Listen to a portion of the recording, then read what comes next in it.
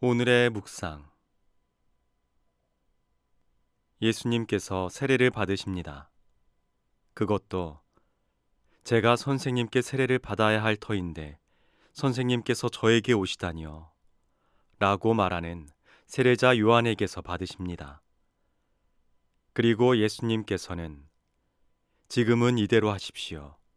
우리는 이렇게 해서 마땅히 모든 의로움을 이루어야 합니다. 라고 말씀하십니다. 예수님께서 세례를 받으시고 물에서 올라오실 때 하늘에서 내가 사랑하는 아들, 내 마음에 드는 아들이다 라는 소리가 들립니다. 저도 듣고 싶은 말입니다. 우리는 세례를 받고 하느님의 자녀로 태어납니다. 이마에 물을 맞으며 성부와 성자와 성령의 이름으로 받은 세례는 영원한 생명을 향한 새로운 시작입니다. 그리고 이마에 바른 축성 성유는 하느님의 자녀가 되었다는 징표이며 흰옷은 깨끗해졌다는 외적 표지입니다. 그렇게 하느님께서 내게 숨을 불어넣으시어 생명을 주셨듯이 세례를 통해서 다시 영원한 생명을 향하게 하십니다. 우리 함께 그때의 마음, 세례 때의 첫 마음을 떠올려 보면 좋겠습니다. 그때 내가 하였던 기도와 청언과 다짐은 무엇이었는지요? 아마도 순수한 영혼의 신앙 고백이며 사랑 고백이었을 것입니다. 다시 그때의 첫 마음을 떠올려 보며 그 어떤 상황에서도 여전히 내가 사랑하는 아들, 내 마음에 드는 아들이다 라고 말씀하시는 주님께 우리의 신앙과 사랑을 고백하면 좋겠습니다. 예수님께서 어부 시몬과 안드레아를 부르십니다. 나를 따라오너라. 이어서 야고보와 요한도 부르십니다. 그들은 그물을 배에 버리고 예수님을 따라 나섭니다. 부르심에 응답한 것입니다. 예수님께서는 세상의 구원이라는 큰 사명에 어울리지 않을 것 같은 갈릴레아 호숫가에서 그물을 던지고 있던 평범한 어부들을 제자로 부르십니다. 예수님께서는 내가 너희를 사람 낚는 어부가 되게 하겠다 라고 하시며 그들을 부르셨습니다. 이 말씀은 삶의 방향을 바꾸는 온 존재를 향한 부르심이었습니다. 그리고 이 부르심에 대한 응답은 세상의 조건이나 계산에 따른 것이 아닌 믿음의 결단이었습니다. 그 결단은 이렇게 드러납니다. 시몬과 안드레아는 곧바로 그물을 버리고 예수님을 따랐다. 야고보와 요한은 아버지 제베데오를 배에 버려두고 그분을 따라 나섰다. 예수님의 부르심에 그들은 곧바로 전적으로 응답하였습니다. 바오로 사도는 하느님께서는 지혜로운 자들을 부끄럽게 하시려고 이 세상의 어리석은 것을 선택하셨습니다. 그리고 하느님께서는 강한 것을 부끄럽게 하시려고 이 세상의 약한 것을 선택하셨습니다. 라고 하였습니다. 하느님의 선택은 우리의 능력에 달려있지 않습니다. 우리에게 필요한 것은 곧바로 전적으로 응답하는 것입니다. 부르심은 주님께서 주시는 은총임을 기억하며 있는 그대로의 내 모습으로 응답합시다. 우리는 예수님께서 하느님의 아드님이시며 하느님의 거룩한 분이시라고 고백하면서도 과연 자신 있게 이웃에게 예수님을 전하고 있는지 생각해 보면 부끄러움이 앞섭니다.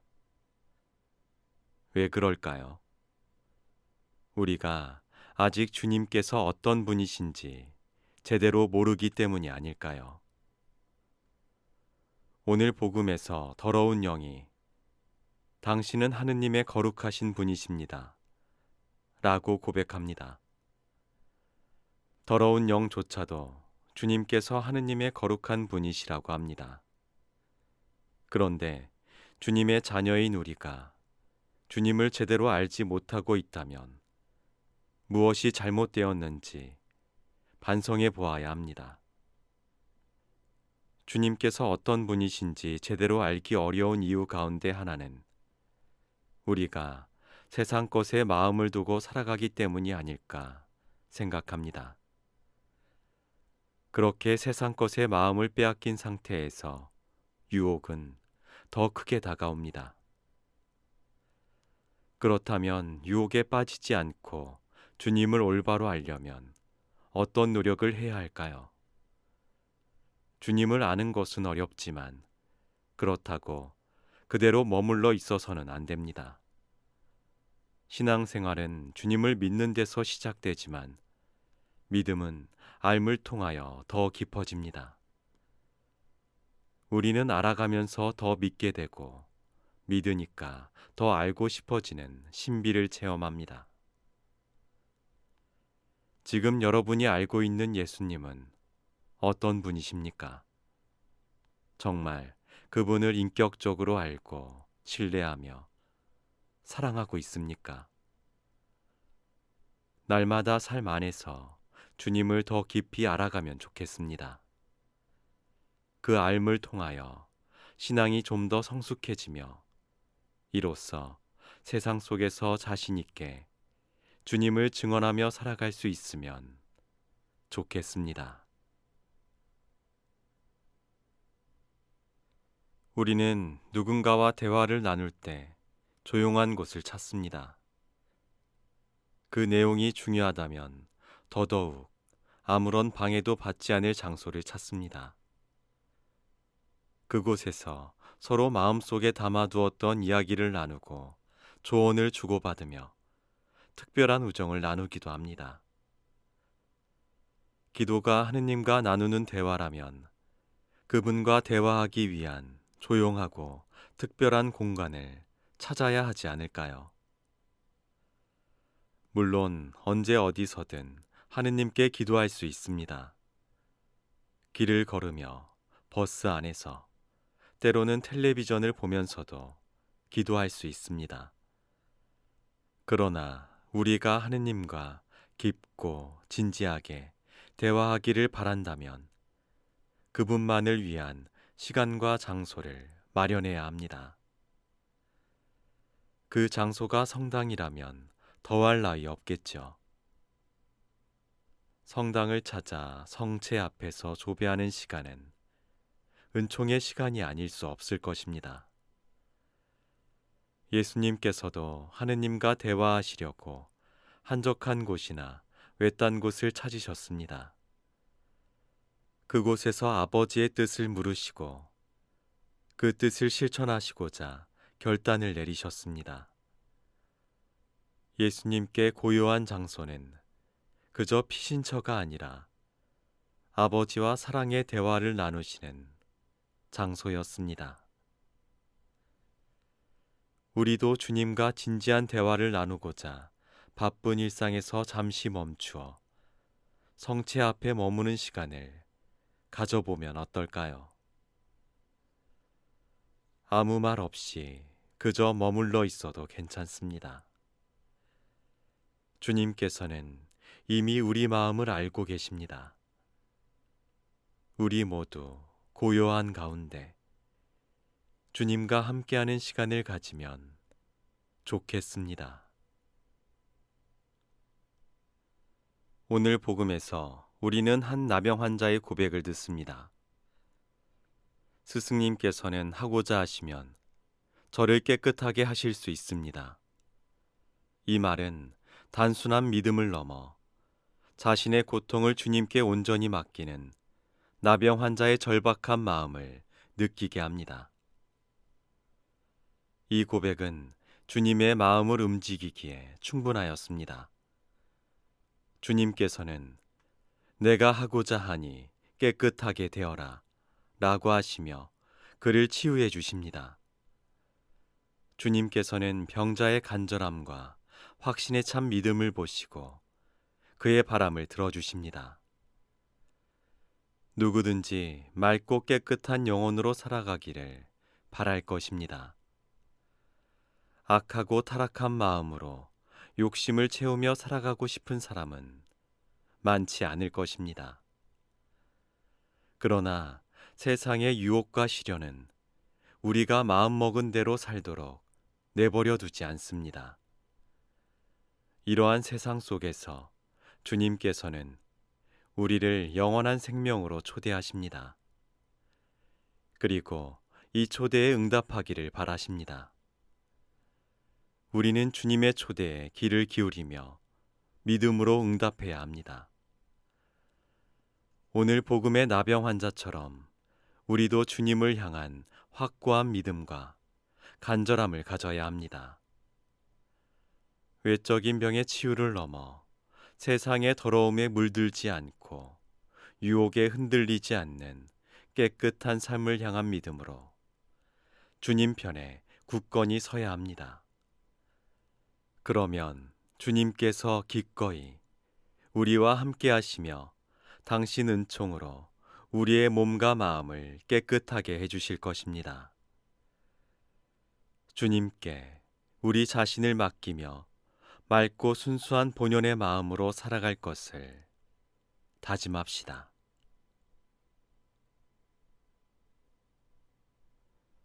발 디딜 틈 없이 예수님을 에워싼 군중 가운데 네 사람이 어떤 중풍병자를 들것에 눕혀 데려옵니다. 사람들이 너무 많아 예수님께 가까이 갈 수 없지만 포기하지 않고 지붕을 벗겨서 그를 내려보냅니다. 이는 병을 낫게 하려는 간절함을 넘어 예수님께 보이기만 하면 반드시 나을 수 있다는 온전한 믿음에서 나온 행동이었습니다. 예수님께서는 바로 그들의 믿음을 보십니다. 중풍병자를 위하여 모든 장애물을 뛰어넘는 사랑에 담긴 믿음을 보십니다. 예수님께서는 그를 고쳐주시면서 얘야, 너는 죄를 용서받았다 라고 말씀하십니다. 육신과 함께 영혼도 낫게 해주시는 주님의 자비로운 사랑입니다. 우리는 삶의 무게에 짓눌려 중풍병자와 같이 일어서기도 힘든 순간에 놓이기도 합니다. 그럴 때 우리에게는 들것에 싣고 지붕을 벗겨서라도 우리를 주님께 데려다 줄 믿음의 친구들, 곧 신앙 공동체가 필요합니다.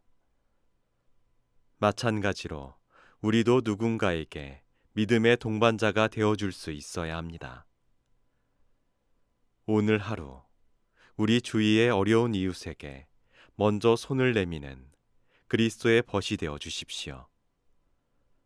교회 공동체 안에서 서로를 위하여 기도하고 배려하며 참된 우정을 실천할 때 우리는 주님의 이끄심에 따라 살아가는 사람이 될 수 있을 것입니다. 율법 학자들처럼 불신 속에서 편을 가르며 살 것이 아니라 믿음의 공동체 안에서 하나 되어 주님과 함께 은총의 삶을 살면 좋겠습니다. 사제로 살아가며 제가 느끼는 가장 큰 보람 가운데 하나는 고해성사 안에서 진정으로 회개하며 눈물 흘리는 교우를 만날 때입니다. 저는 하느님께 용서를 청할 자격도 없습니다.